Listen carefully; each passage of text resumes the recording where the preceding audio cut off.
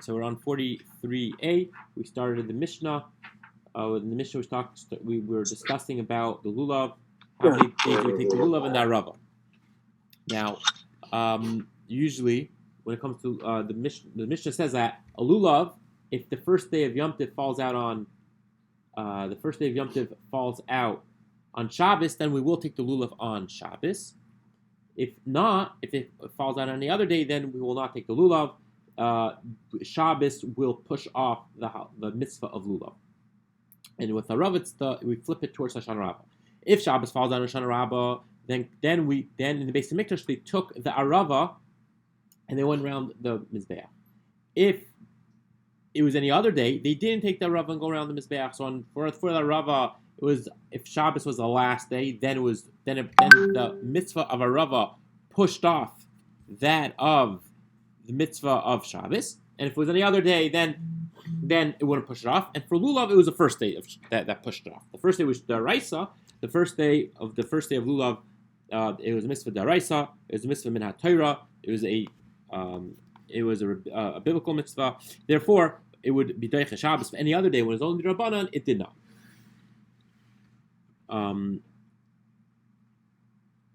So we're up to the Asi min haTorah b'gula minolan. Now we're asking as follows: how the Asi min haTorah? How do we know that it's from the Torah b'gvulin in Eretz Yisrael outside the Beis Hamikdash?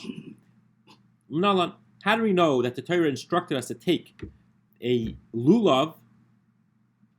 How do we know that it was? How do you know even Shabbos? Maybe the Torah said take a lulav and not on Shabbos. So the Torah goes as follows. It's the pasuk Tani because we learned. This is going to the pasuk of that states them. You should take lachem b'yom harishon. You should take yourself on the first day an esrog. So we'll go through the pasuk. Them. You should take. Everyone should take it because it's plural. Lachem for you. Mishalchem, you have to own it. To exclude something which is borrowed or something a set of lulav and esrog which is stolen. B'yom on the day. I feel b'Shabbos. The b'yom is coming to include that even on Shabbos you should go every day, even Shabbos. Rishon, the first day. I feel b'gvulin, even in Eretz Yisrael outside the Beis Hamikdash. Harishon, over there there's an additional hey called the hey hayidiyah. Harishon lamish eni doiche el yom tov rishon bilvad. Only the first day. Only the when the Torah teaches us yom, you should take it every day, which includes even Shabbos. No. We restrict it to harishon, only the first day. Only the first day is permitted to take the lulav and esrog on Shabbos is only on the first day. Now, Amar Mar, b'yom afilu b'Shabbos. Now we're going to analyze what we just learned, the Brisa we just stated. So he says b'yom. B'yom means even on Shabbos. So the Brisa told us that's how we know you can take a lulav and a circle Shabbos. It says b'yom every day. Bichdi, let us see. Tilto ba'al mahu. What's the worst case scenario we have if one takes a lulav and an esrog? The worst case scenario is that he moved muksa on Shabbos. Now that is the Rabbanan. That rabbis are the ones who decreed that one should not move muksa on Shabbos. So if so, Ishrakal Mishari Tilto, we need a verse to teach us and to permit muksa. Muksa is not daraisa. How could a verse of the Torah come to tell us that now the verse in Torah is telling us it's permitted to use a lulav and esrog on Shabbos? But why would we need a verse? It was never forbidden to begin with, according to the Torah. So what verse? Why do we need a verse to come to teach us that one is permitted to move? To move the lulav and esrog on Shabbos, it's only aser midrabanan. So Amar Rava says, we only need the pasuk ela lemachshirei lulav. We're not talking about the actual taking of the lulav. We're talking about that it's the additional parts to the lulav, preparing the lulav, getting the lulav ready. Now, machshirei lulav would mean that according to this, is coming to teach you that it would be permitted. Rashi writes that even to go ahead, that let's say to cut the branches and to bind it, which those are a daraisa, that is permitted on Yom Tov. That's what we're learning from the pasuk. Now, but liba dahitan, that's that is going according to the following stage. The Tanya was going to the Brisa. Lulav v'chol machshirav doichen sheshabes. This is going specifically only to one type of to one sage. Not everybody agrees with this. Now, the Rabbi Lazar holds that a lulav and everything else that goes along with the lulav, preparing it, which at that point, let's say you make a knot to bind it, or you have to go cut the branch, which that for sure is the daraisa. At that point, the Rabbi Lazar learned that the Torah said biyayim, it means every day, and that includes Shabbos, and you're able to be doiche Shabbos. That the halacha lulav pushes away Shabbos. Now, my time in Rabbi Lazar, what is the reason Rabbi Lazar learns such an extreme that you're able to go to the extreme to the point where you're able to cut a branch? My time Rabbi Lazar, Amakra biyayim afil b'Shabbos. Here says you should take the lulav even on Shabbos. So any way for you to get that lulav is permitted. Rabbanan, but the rabbis who argue Rabbi Lazar, it's only the Rabbi Lazar is the only one that held that one is permitted to go ahead and destroy and prepare your lulav and be transgress daraisas for it. For Rabbanan, what do the rabbis do? Hi biyayim, my like. What do they do with the word bayayim? Because we learn bayayim teaches us that you could go ahead and you could. The Torah is telling us you could even cut a branch for a lulav. So mebayilei. The rabbis need it biyayim v'loy b'layla. It's come to teach us when the Torah says you should take for yourself on the first day, a esrog and a lulav is coming to tell us that it's only during the day. It's not at night. The mitzvah of esrog and lulav and esrog is only during the day. You cannot fulfill your obligation at night. Now Rabbi Lazar biyayim v'layla minhalei. But Rabbi Lazar, he's using the word biyayim to teach us. Biyayim, which means the day, means come to teach us that even on Shabbos, one has to take the lulav, and he's even able to cut a branch on Shabbos. So if that verse is being used, the word yoim, day, is being used to teach us that it's deiche, that it pushes off Shabbos, how does he know that you don't have to do it at night? So nafgalei miseifa, we learn it from the seifa. We learn it from the end of the pasuk. The end of the verse says, "Smachtem," and you should rejoice lefnei Hashem leikeichem, in front of Hashem your God. Shivas yamim, 7 days. Yamim v'loy leilos. Over there it said 7 days. So that 7 days it come to teach you cannot fulfill your obligation of rejoicing in front of HaKadosh Baruch Hu with your lulav and esrog at nighttime. And the first biyayim is coming to teach us, according to Rabbi Lazar, that one is permitted to go ahead and cut a branch if you need it for a lulav. It's doiche Shabbos. For Rabbanan, but now we have a problem. For Rabbanan, why don't the rabbis learn that one only takes the lulav during the day and not night from the end of the verse? And that will leave the beginning of the verse open to learn out that lulav is doiche Shabbos. For Rabbanan, the rabbis, if they learn from the end of the verse, have the amina liolif yamim sukkah. If it comes to the end of the verse, if you don't use the word biyayim and you use the word yamim, I might think I might think that we should. Rabbi, I'm sorry. I had to switch devices. Sure. I'm sorry, Rabbi. I had to switch devices because I was on the road. Can you tell me again which line we're on, beginning with the first word? Yeah, sure. We're on 14 lines from the bottom. The first word on the line is yamim. Yud mem, yud mem. Got it. Got it. Okay. Now, afalon yamim, the filu. So we're learning from here that the rabbis would say that if we learn it from the end of the verse, yamim, and from there we want to learn that you take the lulav and esrog every day and you're not permitted at night, sukkah, we would have to also, it would be that verse will force us to learn the similar, let's say take the same word from sukkah. Ma'alon yamim afil leilos, afkan yamim afil leilos. Then we're in a quandary because it says yamim. If you use the end of the verse, then it's going to be, you're going to say, it says 7 days one is permitted. 7 days one is only supposed to take the lulav and esrog and not at night. But yamim we can also learn from sukkah now, and sukkah is all day and all night, right? You're supposed to sleep in a sukkah. So why? So then, therefore, we'd be in a quandary. We would have to force ourselves to learn out from sukkah, just like sukkah's day and night. Also, a lulav day and night, because yamim is also used by sukkah. Therefore, we have to use the beginning of the verse, the bayayim, to teach us day and not night.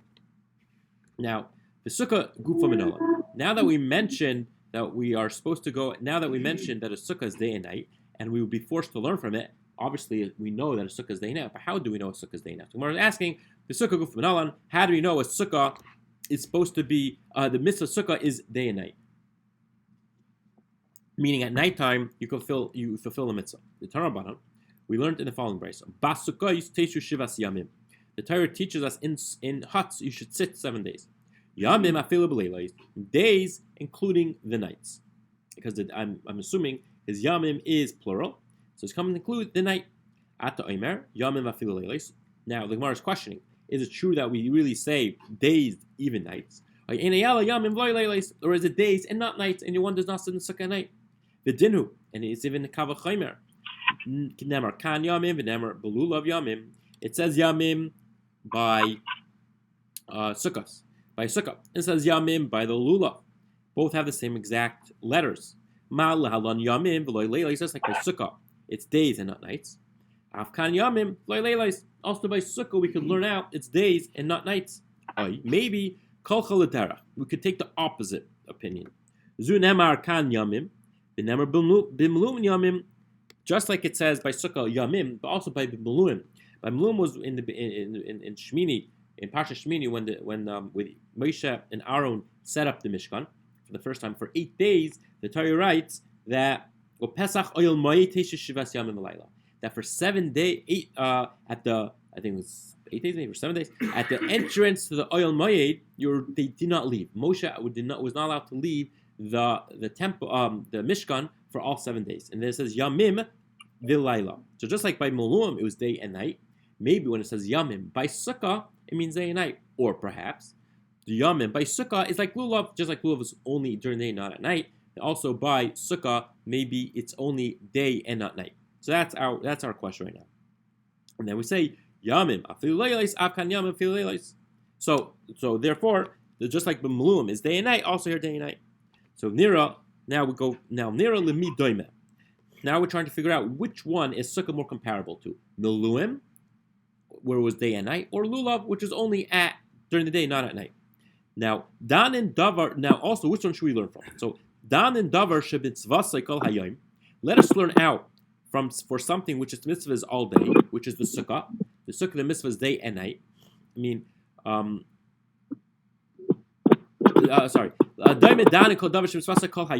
that even if the sukkah is only during the day, it's applicable all day. You could sit in the sukkah and fulfill a mitzvah every second you're in the sukkah. Just like the Meluim, the Hashem told Moshe to sit in the Mishkan all day. His commandment was all day to sit in the sukkah. And don't learn out sukkah from something which its mitzvah is 1 second. A lulav, technically, once you pick it up and you give it a bit of a shake, you have fulfilled your obligation. So you should not be learning a sukkah, which is the mitzvah is every second of the day, from a lulav, which the mitzvah is only for a split second. And you should learn from the mluim. Or maybe there's another, or maybe no. Zudan and davish mitzvah. Let's learn out something which the mitzvah is forever. Sukkah is for, the mitzvah sukkah is every year for every generation. And davish mitzvah from lulav, which is also every year for every generation. And we should not learn out from the mluim, where it was day and night, but the mluim is the mluim happened once in history. When they were in the first year, when they put up the Mishkan, we had the mitzvah of the 8 days of the mluim. However, therefore we have to judge now. Do we learn out sukkah from lulav because as sukkah and lulav are only forever, and not learn out from luim, which is only for what only happened once? Or is it, do we learn out sukkah from luim, which encompasses the entire body all day, and don't learn out from lulav, which is only for 1 second in every day? Now, so what do we do? We're not sure what to do. We turn to the top of Gimel Abad Beis. We turn to the top of 43b. So now we have another drasha of Teshru. It says, it says Teshru, that you should sit in a sukkah. By sukkahs, it's said by the 8 days that Moshe Rabbeinu should sit in the Mishkan. And just like over there, it was also nights by the Meluim. So we had also over here by Sukkah, it's days and nights. So we had a question: should we learn out Sukkah from Lulav or Sukkah from Meluim? We weren't sure because they both have our equal footing. Therefore, we found another drasha, another word connecting between Meluim and Sukkah called Teshvu, and that's our answer. We learn out Sukkah from Meluim, and that teaches us that the sukkah is day and night, and we don't learn out from lulav, which is only during the day. Okay, so that answers up. That answers up our question about lulav and why you take a lulav on Shabbos. Now we still have to come back to why nowadays we don't take a lulav on Shabbos. Right? We're not there yet. We're still stuck back in the time when on Shabbos they did take the lulav in Eretz, at least in Eretz Yisrael. In Chutz La'aretz, outside Eretz Yisrael, we already learned that you don't take it because of the Yarchad. We go with 2 days Yom Tiv, so we don't know which day is really technically. We don't know which day is Yom Tiv, so you might be taking a lulav on the wrong day, and then which is not really Yom Tiv. So you end up taking a lulav which is on Shabbos and it's not Yom Tiv yet, and you end up being transgressing Aveirus because it's not Yom Tiv yet. But at least in Eretz Yisrael, where they knew the months and they only hold of 1 day, they don't act like they don't know what they're doing. They act like they know what they're doing, and therefore, at least in Eretz Yisrael, people should be taking lulav. So we'll have an answer for that coming up. Okay, now we're going to the Arava. We said the Arava Shiva Ketzad. The Arava was 7 days, and we asked how is Arava 7 days, and we answered that when Hoshana Rabbah falls out on the last day of on a Shabbos, the last day of Sukkot falls out on a Shabbos, Hoshana Rabbah, then the Kohanim did go around the Mizbeach with the Arava. If Shabbos fell out, now in the Beis Hamikdash they went around with Aravas every day, right? We just deal with Arava, we just deal with the Hishanis on Hoshana Rabbah. On the Beis Hamikdash they went around every day. Now, if on any other day but the 7th, if the 1st, 2nd, 3rd, 4th, 5th, or 6th end up being Shabbos, then the Kohanim, the priests, did not go around the Mizbeach, they didn't go around the altar with the Arava. Now, they went around once every day. Yeah, okay. Yeah. But I mean, we also. But we don't take just the Arava, right? We have it. Right. We hold the whole thing. Now, Arava b'shvi, my time of Dichiy Shabbos. Now our question is, an Arava, if the 7th day ends up being Shabbos, why is it Dichiy Shabbos? Why does it push off Shabbos? Now, Amar Rav Yochanan today, the farsama shehi min haTorah. The reason why we do it is to publicize, to teach everyone that the taking of the Haishana in the Beis Hamikdash is min haTorah, is ordained, is biblically ordained, which was not well known. If so, lulav nami litcheki de lefarsu meshu min haTorah. If so, then lulav also. We should take the lulav on Shabbos in the Beis Hamikdash, where in the Beis Hamikdash the lulav was halachically ordained every day min haTorah, right? And we don't take the lulav on the first day for us outside the Beis Hamikdash. Only the first day of Sukkot, it's a mitzvah min haTorah to go ahead and take the lulav. But in the Beis Hamikdash, every day was ordained from the Torah. So therefore, lulav also. We learned that even the Beis Hamikdash, only the first day of Yom Tiv that fell out on Shabbos, only if the first day of Yom Tiv fell on Shabbos, then we take the lulav. However, if it fell out on any other day, we didn't take a lulav in the Beis Hamikdash. But why not? We should take it to teach to the masses that the mitzvah of lulav is min haTorah every day of Sukkot, therefore even when it's on Shabbos. So what's the difference? Why is it by our Arava? Why is it by the Arava we take it on the 7th day to teach everyone that it's midaraisa, but we don't do that with the lulav. If on the 7th day is a Shabbos, we won't take a lulav in the Beis Hamikdash. So why don't we do that to teach everyone? The answer is lulav gzeir mishum derabba. That we learned previously on Beis Amid Beis that there was a gezerah. You might walk 4 amos in the. You might go and get it checked. You might want to learn how to do it. So you might carry. If so, Arava nami nigzara. Then if so, perhaps we should also do that with Arava. Why don't we have a gezerah on the 7th day? Why don't we have a decree on the 7th day also that you shouldn't take it because we're afraid you might take the Arava to go get it checked and then you have carried in a public domain. And that we answer Arava shluchei bezdin maisi. That Arava it was a mission sent out from the bezdin, and they picked up the Kohanim that walked around the Mizbeach. Only a few select people in the entire Jewish nation did it. So there's no such a concern that they might walk 4 amos in the public domain with it. Now, lulav l'chol moiser. A lulav, everyone got it. So every individual in Kollel Yisrael had a lulav. So we were nervous. They might walk 4 amos to get a check. Yachiv so kol yoyma nami litchi. Now, if this is so, that there's no real concern that the Arava, that no one's going to go get the Arava checked and walk 4 ames in a public domain, then maybe why is it that only on if the 7th day falls out on a Shabbos, then we're doicha Shabbos, that the mitzvah arava pushes off our mitzvah arava pushes off Shabbos every day, because there's no concern anymore. The only reason why we don't take it every day in the Beis Hamikdash was because we assume that there's a concern. You might walk 4 ames and it might walk dalet ames in the public domain to get a check. But there's no such concern, because we just said very select few walked around the Mizbeach with the Arava, and there's no such concern of taking the Arava and getting it checked, then what's the problem? Have it every day. Why only the 7th? Any day that falls out on Shabbos. And now we had Asir Lefafuke Belula. We're nervous that it's going to degrade the status of the Lulav. Everyone's going to think that taking the Arava is greater than the Lulav. Because look in the Beis Hamikdash.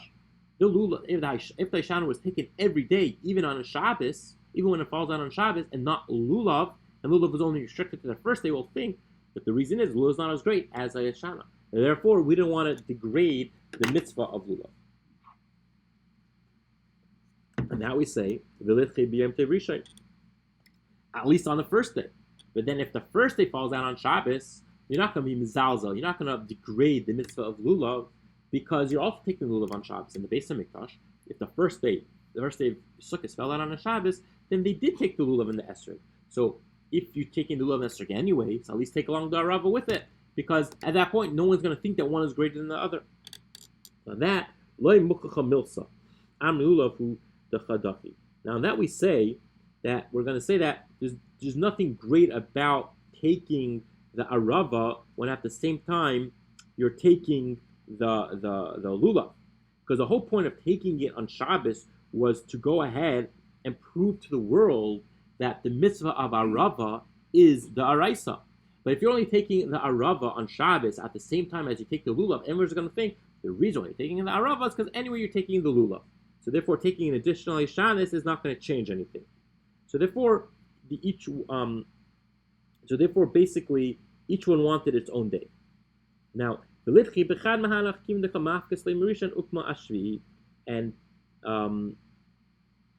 the point is that we wanted to so let's choose another day besides let's choose another day from the week.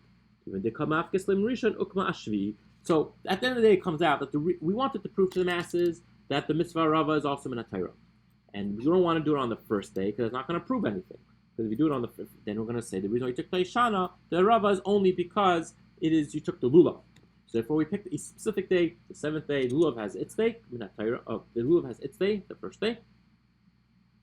And any other day, we're afraid they might carry the 4 ames in the Shus Rabbim. And on the first day, anyway, you're supposed to leave that at home, so people knew. And the Arava, we wanted to teach the masses that Arava is a mitzvah, so we picked its own day. Its own day is the 7th day, and we're going to leave it at that. We're going to leave it, they each have their own specific day when it's Doicha Shabbos.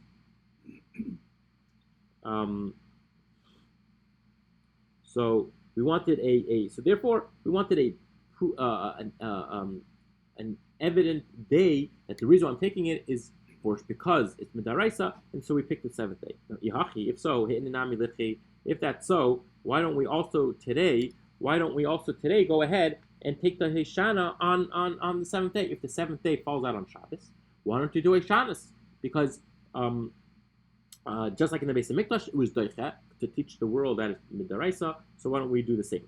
The answer is that we do not know the right date of the month, and therefore we might end up taking on the wrong day. Therefore, we don't take it at all. Now, fine. You knew the yod b'kfud yarchei litchi, but now what about us in Eretz Yisrael? The Gemara is asking those in Eretz Yisrael who do know the right day of the month. Therefore, why they know how to set the month correctly. Therefore, why don't they take it on the 7th day if it falls on Shabbos? So one answer is that it never coincides. The 7th day, Hashanah Rabbah, never falls on a Shabbos, so it's a moot point anyway. Now, Ki Asa Ravin say that when Ravin came in, his entourage came back from Babel, Ami Iklav Leidachi. They say it does coincide, but still it's not Deicha. The Elakasha, so then why isn't it Deicha? Why isn't Hashanah Rabbah, if it falls on a Shabbos, which we understand that it doesn't, but back then, perhaps it did. So why is it that if Haishan Rabbah fell on Shabbos, why was not Doicha? Why did not push off Shabbos, taking the Haishan? And then we gave a different answer. At that point, we said that we wanted to go ahead and that in the base of Mikdash, the whole mitzvah was not really taking it. They just placed it on the side of the Mizbeach, and they left it there. And we'll learn later on that they went outside the Mizbeach, and the top of the Rabbah sort of went over the Mizbeach. Point is, they didn't walk around carrying it. That wasn't the mitzvah. The mitzvah was they took it, they placed it on the side of the Mizbeach. Now, if that's true, then there's nothing for us to do. We're not going to start taking. We don't have an altar, so there's nothing really for us to go ahead and be Derech Shabbos with. We don't have an altar. What are we going to do with it? There's nothing for us to fulfill the mitzvah of Haishan like they did in the Beis Mikdash. Therefore, there's nothing to push off. Let's stop here for a minute. And then the real question is that we understand that on a Rava, the mitzvah, we had a question. So why is it that we don't? If the whole reason is that that just like at one point we asked that a few lines up we said that we should also be doicha Shabbos on the seventh day. So I mean the commentaries asked, but it doesn't make any sense that outside the Beis Hamikdash we understand the mitzvah was never daraisa. It was only rabbinic, right? There was no mitzvah daraisa to take Hashanis outside the Beis Hamikdash. So why in the world would Hashanah Rabbah be doicha Shabbos outside the Beis Hamikdash if it's not a mitzvah daraisa? Only Torah ordained mitzvahs should be pushed off the Shabbos. If Haishan is not Torah ordained, then what's the havmina? What's the first? Why would even think? Why would even ask to go ahead and say that Haishan Rabbah should be doicha Shabbos? So the question is better than the answer. So Rashi writes something that is the minig neviim, that taking the Haishana is not just a rabbinic decree. It's a quasi daraisa. It's from the prophets, number one. So therefore, perhaps it would be Doicha Shabbos. And the others write that for some reason, whatever the reason is that taking Haishana, even though it's rabbinic, it's such an important mitzvah. It's so dear to us that it would be enough to be Doicha Shabbos. I don't fully understand how that works if it's a Rabbanah, but so it's a very good question. What's the Gemara asking? Why is it that why should today it not be Doicha Shabbos? The question doesn't start because it's not Daraisa. So we gave two answers. Okay, then let's go back to Gemara. So what we're holding now is that the whole question that Shabbos should be Doicha, that Shoshana Rabbah should be Doicha Shabbos is only on condition you're actually carrying the Arava. We could fulfill the mitzvah like they fulfilled it in the Beis Hamikdash. In the Beis Hamikdash, all they did was place it on near the altar. There's nothing for us to fulfill. We don't have an altar. So we're back in the Gemara. We're toward the middle we're sort of in the middle of Mem Gimel and Beis 43b. First word on the line is Esvei. So Esvei Baya. So Baya asks the following question: Lulav Arava Shisha V'Shiva. Lulav and the Arava, quoting our Mishnah, is the 6th day and the 7th day. Right? We say sometimes they could be 6 days. We take it, and sometimes it could be 7 days, depending when Shabbos falls out. My lulav klulav, is it not that arava is just like lulav? Ma lulav binatila, af arava binatila.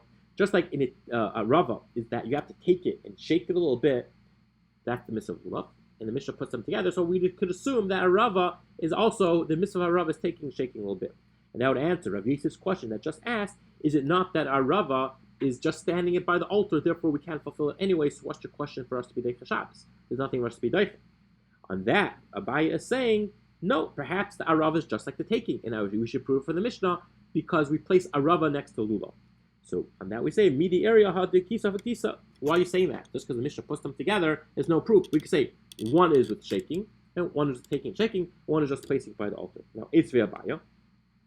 Abaya asked another time. The every day on Haishana Rabbah, every day of Sukkot, they went around the Mizbeach one time. In Haishana Rabbah, they went around 7 times. Maila ba'arava. Does it not mean that they went around holding the arava? So you see from here, the mitzvah of arava is not placing it next to the altar. It's more than that. It's actually taking and carrying around the altar. And therefore, there's actually what to do for us by taking the arava on Haishana Rabbah. Even if it's Shabbos, there's something for us to do. We can actually act with it by walking around, let's say, walking around our synagogues, as opposed to just placing it by the altar. Loi belulav. No, and that we answered no. They didn't go around 7 times with the arava. They went around 7 times with the lulav, and they left the arava near the altar. On that, elsewhere it said that they walked around, according to Rabbi Baravua, it said they walked around with the arava. So this would prove to us that that you did actually take the lulav, and they didn't the arava. They didn't just leave it by the side of the base of Mikdash. And there's a way for us to act and be there's for what there is what for us in a way for us to be push off Shabbos to the arava by taking it and walking around. Amalei who amalach ba'arava anami ba'lulav. And that, so he answered, very nice. He said arava, but I maintain that it was a lulav. Therefore, there's nothing for us to push off on a Shana Rabbah that falls on a Shabbos. Itma Rabbi Lazar Aimer b'lulav. Rabbi Lazar says a lulav. Rab Shmuel Amar Rab Chanina Barava. So it seems like it's a big machlekes what exactly happened to Beis Hamikdash when they walked around 1 time every day of Sukkot and 7 times on the Shana Rabbah on the last day of Sukkot. Was it carrying the lulav or carrying the arava? V'chein Amar Rav Nachman Amar Rabba Baravua Amar Barava. And also Rabbi Baravua elsewhere says arava. So Amalei Rava Rav Yitzchak Berei the Rabba Baruch Chana. Now Rabba said to Rav Yitzchak the son of Rabba Baravua Baruch Chana. Bar Uriah, the great sage, the great son of Torah, of a Torah sage. Tave Emulach Milsa Ma'al Yisadu Amar Avucha. I'm going to teach you something that your father always said. Hadetanan. We learned in the following brisa. We learned the following Mishnah. Every day they went around the Mizbeach once. And on that day, on the Shana Rabbah, they went around 7 times. Hechi Amar Avucha Mishmed Rabbi Lazar Belulav. And Hachi Amar Avucha Mishmed Rabbi Lazar, your father said in the name of Rabbi Lazar that they went around to Lulav. So again, another sage claiming that they went around in the Mizbeach on a Shana Rabbah and every day the Sukkot with the Lulav, not the Arava. Basically, we'll ask you another question. The Lulav doiches the Shabbos. We learned elsewhere that the Lulav, this is a Mishnah later on, or a brisa later on, that a Lulav is doiches Shabbos on the first day of Yom Tov. V'arav b'seifa in a Rav is doiches Shabbos on the last day, on the 7th day. Pamachas one time, Chal Shvi Shal Rav Eliyas b'Shabbos, that the 7th day, Hashanah Rabbah ended up being on Shabbos. They took bundles of aravis and they brought it to the Beis Hamikdash before Shabbos to be used on Shabbos, and they placed it in the Azara. They placed it in the courtyard. Now the Bisusin saw them. The Bisusin were those who did not believe in Torah Shabbat Peh. They didn't believe in the oral law. They just believed in the Torah and the written law. Now, if you read the Torah, it would seem that nowhere does it really talk about Hashanah, and Hashanah definitely not the Shabbos. They don't have the limud we had on top. The reason the rabbis decrees, they didn't believe in the rabbis' decrees. Therefore, they held you cannot take an arava on Shabbos. Now, so they hit it. Now, the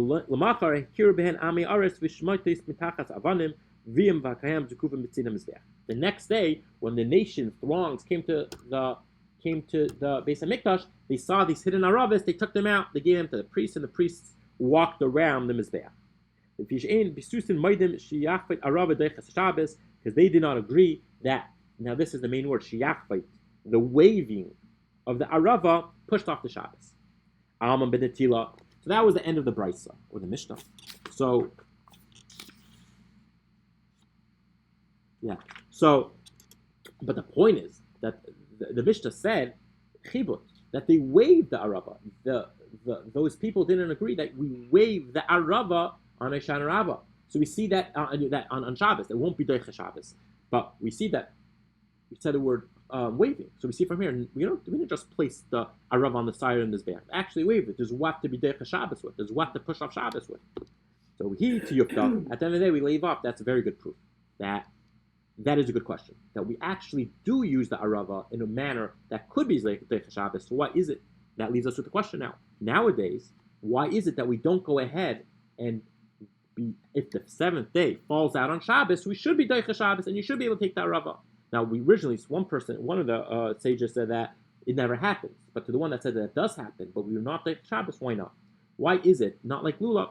And just like lulav and Eretz Yisrael, up until now we understand that in the Gemara that up to this stage we understand that a lulav is taken on Shabbos. So should arava be taken on Shabbos if it's the 7th day? And that we say, that's the question we just asked. Why is it that we never, why is it that Rava is not Deicha Shabbos? It should be Deicha Shabbos. There's what to be Deicha with. They take it, they wave it. Therefore, if the seventh day falls on Shabbos, we should have the Rava be Deicha, push off Shabbos.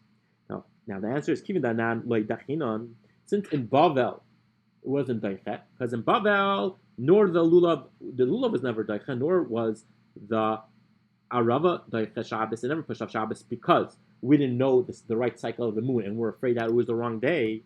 Therefore, in Eretz Yisrael, they also were not Deicha. It's not fair. It's not equal. Therefore, if we can't do it, they can't do it. And therefore, in Eretz Yisrael, it wasn't allowed. Now, so there's what's the problem? Let it be. If the first day falls on Shabbos, they get to be Deicha, and we don't. And that we say, Amri lidideu namri dachi. No, if it doesn't, if the first day of Yom Tov falls out on Shabbos, and in Bavel, and also in anywhere outside Eretz Yisrael, including us, can't push, are not allowed to take the lulav. Therefore, they in Eretz Yisrael cannot either. Now we're on top of Mendalit Amar Aleph 44a. On that we say, and Rashi explains, the reason is Yisrael agudes. We don't want to make groups within Klal Yisrael. We want to remain on the same track as much as possible. Therefore, if in one section of the nation, even though they're in a different country, cannot take the lulav on Shabbos, therefore in Eretz Yisrael they cannot either. Text talks about the brisa mentioned way, but so that wouldn't be brisa. That would be No, so we're saying. So we already spoke about that. So it's talking about in the Mishkan, in the Beis Hamikdash, where it was the Araisa. In the Beis Hamikdash, where it was the Araisa, they waived the Arava. Now the question was before we asked, nowadays no place is taking the Arava the Araisa, right? Only Beis Hamikdash the Arava. So we answered that it was still taking the Hishan and Shan Rabbah is still a high level mitzvah, enough that we're willing to be there for Shabbos.